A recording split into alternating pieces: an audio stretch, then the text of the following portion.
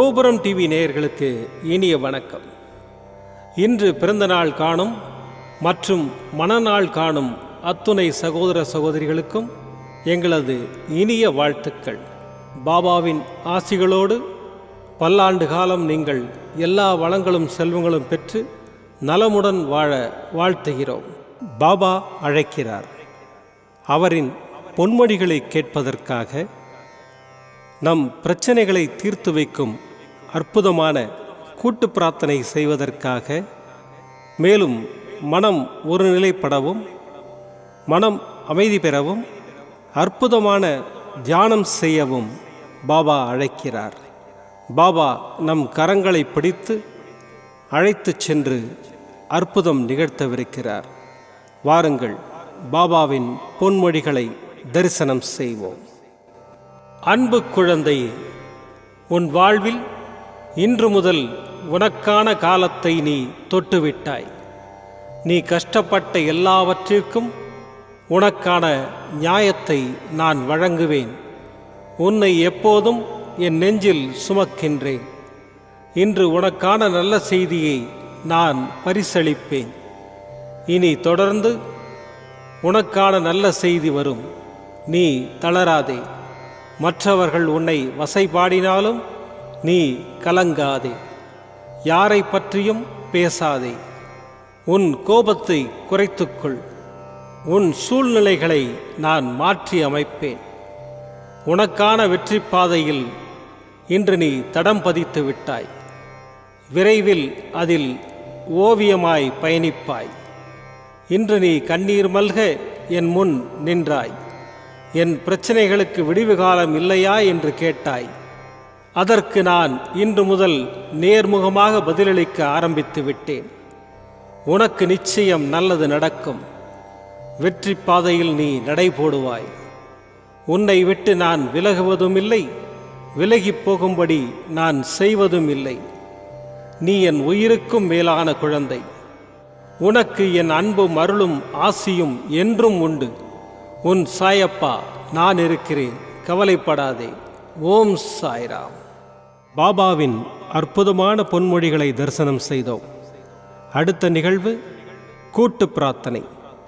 நம் மனநலன் சார்ந்த பிரச்சனைகளுக்காகவும், உடல் நலன் சார்ந்த பிரச்சனைகளுக்காகவும் மற்றும் நம் அனைத்து விதமான பிரச்சனைகளுக்காகவும் சாய்நாதரிடம் கூட்டு பிரார்த்தனை செய்வோம்.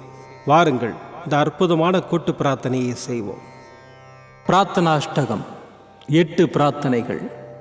சாந்தமான மனம் கொண்ட சாயிநாதரே, அறிவின் சிகரமே, அன்புள்ளம் கொண்டவரே, கருணை கடலே, உண்மையின் இருப்பிடமே, மாயை என்னும் இருளை அகற்றுபவரே, ஜாதி மத பேதங்களுக்கு அப்பாற்பட்டவரே, எங்களின் புரிந்து கொள்ளும் திறமைக்கு அப்பாற்பட்டவரே, அன்பின் இருப்பிடமே, ஷீரடி வாழ் இறைவனே, என்னை காப்பாற்றும், என்னை காப்பாற்றும். ஞான சூரியனே, ஞானத்தை வழங்குபவரே, பக்தர்களின் மனங்களில் உலவிடும் பரமஹம்சரே, அனைத்து நன்மைகளுக்கும் காரணமானவரே, தங்களை சரணடைந்தவரை காப்பவரே, படைக்கும் தொழில் புரியும் பிரம்மாவும் காக்கும் கடவுளான விஷ்ணுவும் நீங்களே. 3 உலகங்களையும் யுகங்கள் முடிவில் தன்னுள் ஐக்கியமாக்கிக் கொள்ளும் ருத்திரனும் தாங்களே. நீங்கள் இல்லாத இடம் இந்த பூமியில் ஏது? எல்லாம் அறிந்த இறைவன் நீங்கள். எங்கள் எல்லோரின் இதயங்களிலும் வசிப்பவரும் நீங்களே. எனது எல்லா குற்றங்களையும் மன்னிக்க வேண்டும் என்று வேண்டி கேட்டுக்கொள்ளுகின்றேன். அலை அலையாய் தொடர்ந்து வரும் சந்தேகங்களையும் மனமயக்கங்களையும் போக்குவீராக. நீங்கள் கோமாதா, நான் பிறந்த இளங்கன்று. நீங்கள் சந்திரன், நான் சந்திரகாந்த கல். தங்கள் பாதங்கள் கங்கை நதி. பணிவுடன் இந்த தாசன் உங்கள் பாதங்களில் தலை வணங்குகிறேன். உங்கள் கைகளை என் தலைமீது வைத்து ஆசை கூறுங்கள். என் கவலைகளும் துன்பங்களும் பறந்தோடட்டும். இந்த கணு தங்களின் தாசன். இந்த 8 துதிகளையும் கூறி நான் உங்களை சாஷ்டாங்கமாக நமஸ்கரிக்கின்றேன். எனது பாவங்கள், துன்பங்கள் மற்றும் ஏழ்மை நிலை இவை யாவும் உடனடியாக விலகி ஓடட்டும். ஓம் சாய்ராம். ஓம் சாய்ராம். ஓம் சாய்ராம். அற்புதமாக கூட்டு பிரார்த்தனை செய்தோம். பாபா நம்முடைய கோரிக்கையை ஏற்று நிச்சயமாக நமக்கு அற்புதங்களை செய்வார் என்பது சத்தியம். இனி கண்களை மூடி பாபாவை மனதில் நிறுத்தி பாபாவின் அற்புதமான சக்தி வாய்ந்த மந்திரத்தை அனுபவிப்போம். ஓம் ஷிரடி வாசாய வித்மஹே சச்சிதானந்தாய தீமஹி தன்னோ சாயி பிரச்சோதயாத். ஓம் ஷிரடி வாசாய வித்மஹே சச்சிதானந்தாய தீமஹி தன்னோ சாயி பிரச்சோதயாத். ஓம் ஷிரடி வாசாய வித்மஹே சச்சிதானந்தாய தீமஹி தன்னோ சாயி பிரச்சோதயாத். ஓம் ஷிரடி வாசாய வித்மஹே சச்சிதானந்தாய தீமஹி தன்னோ சாயி பிரச்சோதயாத். ஓம் ஷிரடி வாசாய வித்மஹே சச்சிதானந்தாய தீமஹி தன்னோ சாயி பிரச்சோதயாத். ஓம் ஷிரடி வாசாய வித்மஹே சச்சிதானந்தாய தீமஹி தன்னோ சாயி பிரச்சோதயாத். ஓம் ஷிரடி வாசாய வித்மஹே சச்சிதானந்தாய தீமஹி தன்னோ சாயி பிரச்சோதயாத். ஓம் ஷிரடி வாசாய வித்மஹே சச்சிதானந்தாய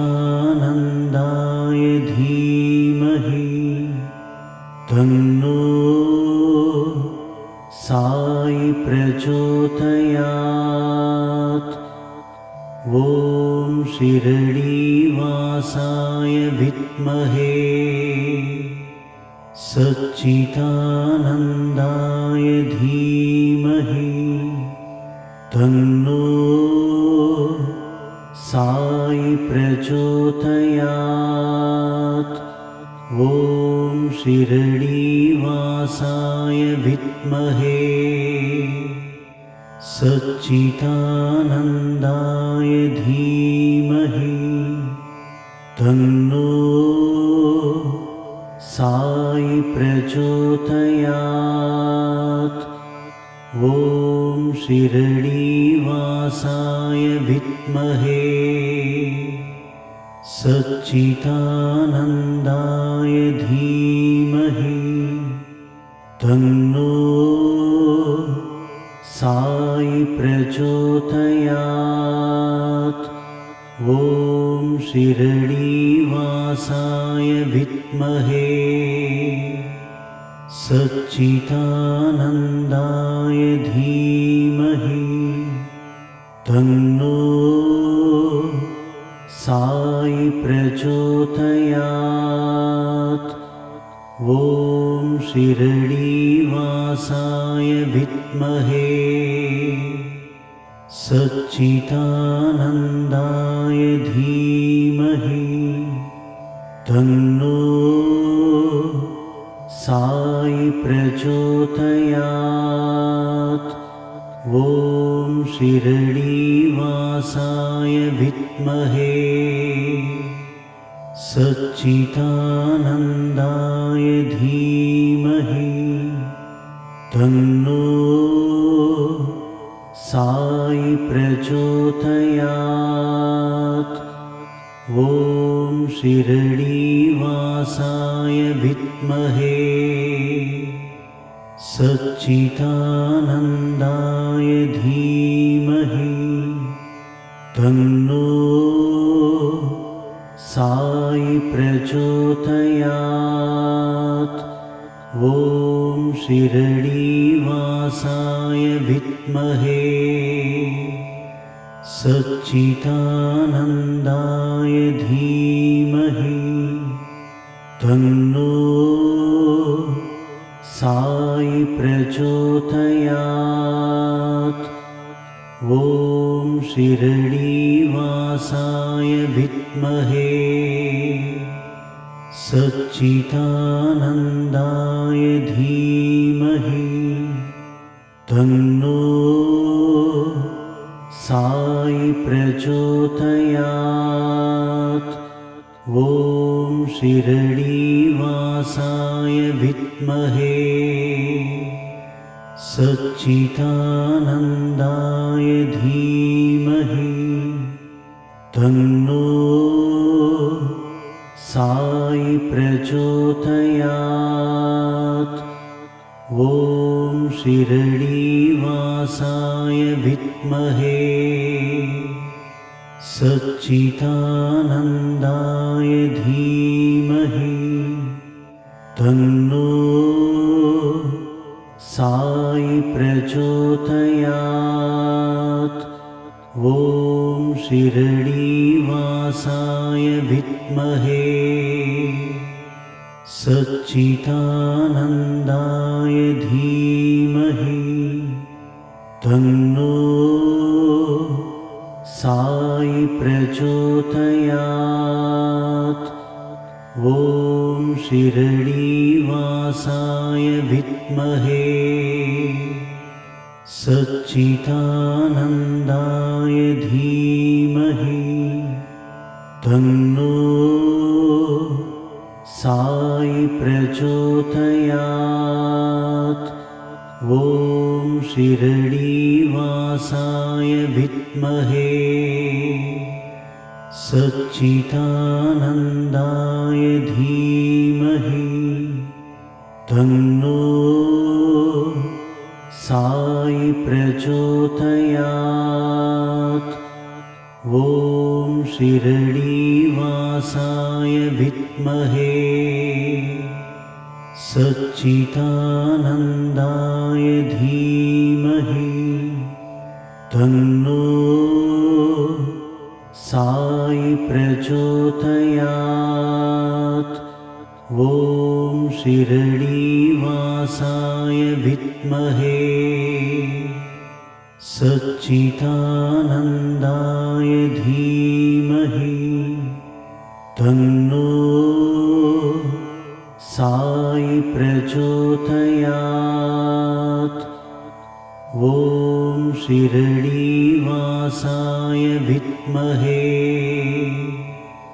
सच्चिदानन्दाय धीमहि तन्नो साई प्रचोदयात्। ॐ शिरडीवासाय विद्महे सच्चिदानन्दाय धीमहि तन्नो साई प्रचोदयात्। ॐ शिरडीवासाय विद्महे सच्चिदानन्दाय धीमहि तन्नो साई प्रचोदयात्। ॐ शिरडीवासाय विद्महे सच्चिदानन्दाय धीमहि तन्नो साई प्रचोदयात्। ॐ शिरडीवासाय विद्महे सच्चिदानन्दाय धीमहि तन्नो साई प्रचोदयात्। ॐ शिरडीवासाय विद्महे सच्चिदानन्दाय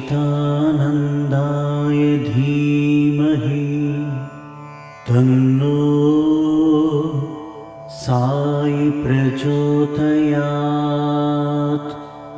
ॐ शिरडीवासाय विद्महे सच्चिदानन्दाय धीमहि तन्नो साई प्रचोदयात्। ॐ शिरडीवासाय विद्महे सच्चिदानन्दाय धीमहि तन्नो साई प्रचोदयात्। மீண்டும் நாளை காலை இந்த அற்புதமான பாபா அழைக்கிறார் நிகழ்ச்சியில் சந்திப்போம். நன்றி, வணக்கம். விதம் விதமான பக்தி நிகழ்ச்சிகளை உங்களுக்காக தந்து கொண்டிருக்கிறது உங்கள் கோபுரம் டிவி. உங்களுக்கு பிடித்த நிகழ்ச்சிகளை லைக் செய்யுங்கள், உங்களுக்கு பிடித்த மாணவர்களுக்கு ஷேர் செய்யுங்கள். மேலும் சப்ஸ்கிரைப் செய்வதோடு மட்டுமல்லாது அருகில் இருக்கும் பெல் பட்டனை கிளிக் செய்து கோபுரம் டிவி நிகழ்ச்சிகளை உடனுக்குடன் தெரிந்து கொள்ளுங்கள். மற்றும் ஒரு மகிழ்ச்சியான செய்தி, கோபுரம் டிவி ஆப்பை கூகுள் பிளே ஸ்டோரில் ஃப்ரீ டவுன்லோட் செய்து கோபுரம் டிவி நிகழ்ச்சிகளை தொடர்ந்து கண்டுகளியுங்கள், பாருங்கள், ரசியுங்கள், பரவசமடையுங்கள். gopuramtv.com. பக்தி பக்திமயம்.